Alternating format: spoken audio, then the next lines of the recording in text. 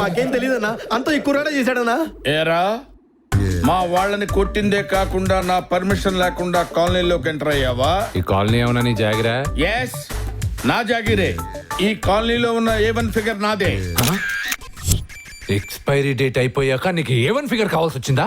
అదేమన్నా బాలాకుమారియా? సంజయ్ మేడం, దాన్ని వంచాలంటే వీడిని సీన్లు తెంచాలి. అన్నా మీ పేరు ఏమని చెప్పారు? బ్రహ్మం, వీర బ్రహ్మం.